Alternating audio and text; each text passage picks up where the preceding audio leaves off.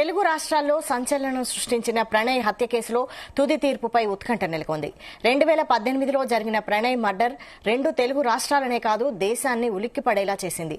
మిర్యాలగూడకు చెందిన వ్యాపారవేత్త మారుతీరావు కుమార్తె అమృతను ప్రణయ్ ప్రేమించి పెళ్లి చేసుకున్నాడు. దీంతో పరువు పోయిందని భావించిన మారుతీరావు సుపారీ గ్యాంగ్తో ప్రణయ్ను హత్య చేయించాడు. అయితే అప్పటికే అమృత గర్భవతి. ఓ ఆస్పత్రికి చెకప్ కోసం వెళ్లి వస్తుండగా మాటు వేసిన సుపారీ గ్యాంగ్ ప్రణయ్ను నడి రోడ్డుపై దారుణంగా నరికి చంపేశారు. కులాంతర వివాహాన్ని అంగీకరించని తండ్రి మారుతీరావే తన భర్త ప్రణయ్ను హత్య చేయించాడని అమృత కేసు పెట్టింది. ఈ ఘటనకు సంబంధించి సుపారీ కిల్లర్ సుభాష్ అమృత తండ్రి మారుతీరావుతో పాటు మరికొందరిని పోలీసులు అరెస్టు చేశారు.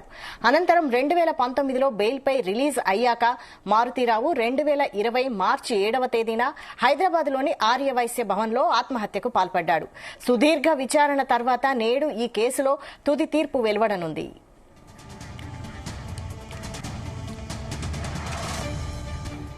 ఇదే అంశంపై మరిన్ని details crime bureau chief Raviteja అందిస్తారు. రవితేజ, 2018లో జరిగినటువంటి ప్రణయ్ హత్య కేసుకు సంబంధించి కోర్టు తుది తీర్పు ఈ రోజు వెల్లడించనుంది. ఈ తీర్పు ఏ రకంగా నిర్ణయాన్ని వ్యక్తం చేయబోతా ఉన్నారంటూ మాత్రం ఉత్కంఠంగా ఎదురు చూస్తా ఉన్నారు.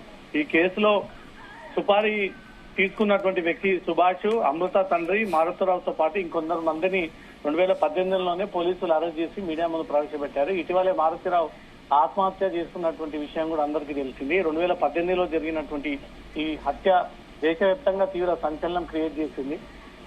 అమృత ప్రణయ్ ఇద్దరు కూడా ఆసుపత్రిలో చెకప్ ముగించుకొని తిరిగి ఇంటికి వెళ్తూ ఉండగా ఆసుపత్రి ఆవరణలోనే మారుతీరావు అరేంజ్ చేసినటువంటి సుపారీ గ్యాంగ్ అంతా కూడా ఒక్కసారిగా ప్రణయ్ పై తెగబడి అత్యంత దారుణంగా కిరాతకంగా అతన్ని పొడిచి చంపినటువంటి దృశ్యాలు సీసీటీవీ కెమెరాలో రికార్డ్ అయ్యాయి. అదే కేసులో కీలక ఆధారంగా చేసుకున్నటువంటి పోలీసులు ఆ ఫుటేజ్ లో ఎవరెవరు ఉన్నారు, ఎవరెవరు ప్లాన్ చేశారనే దానిపై కూడా విచారణ జరిపినప్పుడు దీంట్లో ఏవన్ నిందితుడుగా ప్రణయ్ హత్య కేసుకు సంబంధించి నిందితుడు అమృత తండ్రి మారుతీరావుని ఏవన్ నిందితుడుగా సుపారీ తీసుకొని ప్లాన్ చేసినటువంటి మరికొందరు మందిని ఈ కేసులో నిందితుల కిందికి చేర్చి గతంలోనే వీరందరినీ కూడా అరెస్ట్ చేసి రిమాండ్ తరలించడం జరిగింది. 2018లో జరిగినటువంటి హత్య కేసు 2025లో ఈ కేసుకు సంబంధించి తుది తీర్పు మరి కాసేపట్లో కోర్టు వెల్లడించనుంది.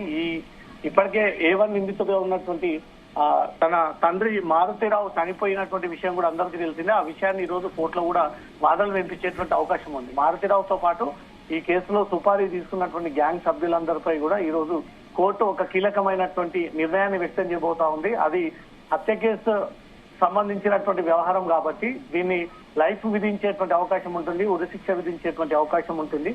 ఈ ప్రణయ్ హత్య కేసుకు సంబంధించి పూర్తిగా టెక్నికల్ సైంటిఫిక్ ఎవిడెన్స్ అంతటి కూడా పోలీసులు సేకరించి అప్పుడు అమృత గర్భవతిగా ఉండడము, ప్రణయ్ చనిపోయిన కొద్ది రోజుల తర్వాత మగ శిశువు జన్మించడము, ఇప్పుడు దాదాపు 7 ఏళ్ల పాటు ఈ కేసు సుదీర్ఘ విచారణ తర్వాత ఈ రోజు కోర్టులోకి తీర్పు విచారణ సందర్భంగా వాదనలు జరిగిన తర్వాత కోర్టు ఒక కీలకమైనటువంటి అభిప్రాయాన్ని వ్యక్తం చేసేటువంటి అవకాశం ఉంది. దీంట్లో అందరికీ ఉరిశిక్ష విధిస్తుందా లేదా లైఫ్ విధిస్తూ కోర్టు ఉత్తర్వులు జారీ చేస్తుందా అనే దానిపై కూడా ఆ తీర్పు మరి కాసేపట్లో వ్యక్తం కానుంది.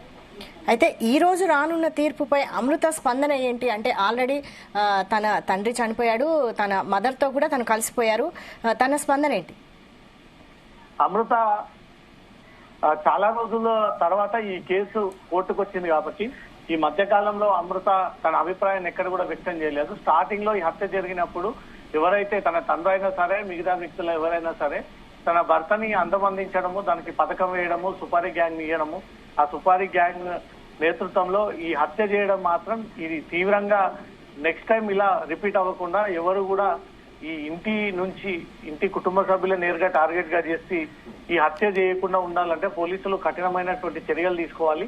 అది మారుతీరావు అయినా సరే ఇతర వ్యక్తులు ఎవరైనా సరే అంటూ కూడా గతంలో అమృత ఈ రకంగా స్పందించింది. కానీ ఇటీవలే అమృత ఎక్కడ కూడా పెద్దగా స్పందించలేదు. ఈ రోజు కోర్టులో ఈ కేసు విచారణ వచ్చిన తర్వాత కోర్టు తుది తీర్పుని వెల్లడించినటువంటి వెంటనే అమృత దీనిపైన స్పందించేటువంటి అవకాశం ఉంది. ఏ రకంగా స్పందిస్తుంది అనేది మాత్రం క్లారిటీ రావాల్సింది. ఇలా పక్కగా హత్య చేసినట్టు కుట్రపూరితంగా పన్నాగం పంది వారు ఆసుపత్రికి వెళ్తారు అని తెలిసే వెంబడించి ఆసుపత్రి చెకప్ పూర్తయి బయటకు వచ్చినటువంటి వెంటనే వీరిపైన దాడి జరిగింది అనే దానిపై కూడా సీసీటీవీ ఫుటేజ్ అంతా కూడా టెక్నికల్ గా ఈ ఎవిడెన్స్ అంతా కూడా సేకరించారు కాబట్టి ఆ ఎవిడెన్స్ ని ఈ రోజు కోర్టులో ప్రొడ్యూస్ చేసి ఖచ్చితంగా హత్య జరగడానికి ప్రధాన కారణాలు హత్య చేసినటువంటి వ్యక్తుల వివరాలన్నీ కూడా ఈ రోజు కోర్టులో ప్రొడ్యూస్ చేసినటువంటి వెంటనే కోర్టు దీనిపైన ఒక అభిప్రాయాన్ని వ్యక్తం చేస్తూ వీళ్ళ విషయంలో ఒక క్లారిటీ వచ్చేటువంటి అవకాశం ఉంది. Right, thank you Raviteja.